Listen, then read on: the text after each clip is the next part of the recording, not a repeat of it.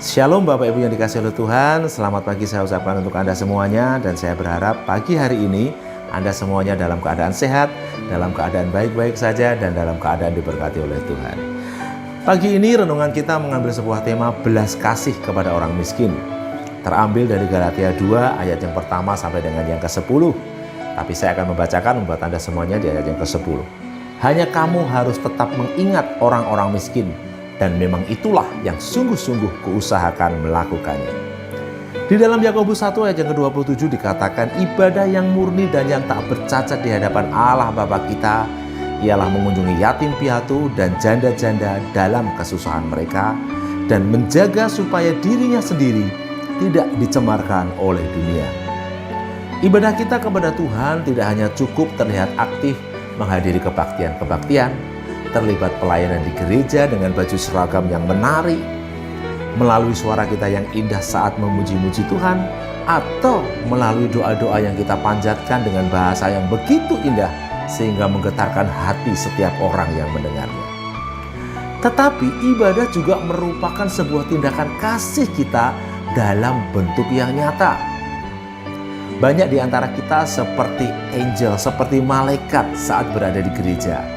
Tetapi sepulang dari ibadah, kita menjadi cuek. Kita menjadi I don't care terhadap orang lain. Kasih kita kepada Tuhan hanya dalam bentuk kata-kata. Tetapi bukan hanya itu saja. Tetapi kita harus juga dalam perbuatan nyata yang kita tunjukkan kepada saudara kita yang miskin. Dan inilah sebuah kesempatan kita untuk menyatakan kasih. Banyak anggota-anggota jemaat di gereja kita hidup dalam kekurangan. Para janda, atau anak yatim piatu, anak-anak yang terlantar, atau kesulitan biaya untuk sekolah dan lain sebagainya. Mereka sangat membutuhkan uluran tangan kasih kita. Inilah yang disampaikan Rasul Paulus kepada jamaat di Galatia, agar mereka juga mau untuk memperhatikan dan membantu orang-orang miskin dalam sebuah tindakan nyata. Kita harus menyatakan kasih kita kepada Tuhan melalui perbuatan kasih dalam bentuk amal atau mungkin dalam bentuk sedekah. Firman Tuhan jelas menyatakan bahwa apa yang kita lakukan kepada orang miskin dan berkekurangan adalah bukti bahwa kita mengasihi Tuhan. Dan itu sama dengan kita untuk melakukannya untuk Tuhan. Tuhan Yesus berkata, sesungguhnya segala sesuatu yang kamu lakukan untuk salah seorang dari saudaraku yang paling hina ini, kamu melakukannya juga untuk aku. Terambil dari Matius 25 ayat ke-40. Ini suatu peringatan bagi orang-orang Kristen yang berlimpah secara materi, supaya mereka pun mau berbuat baik.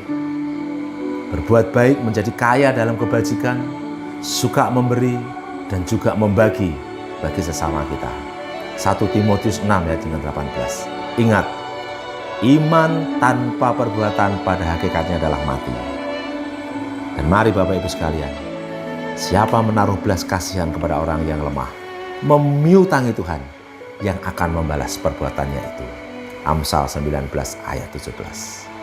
Amin.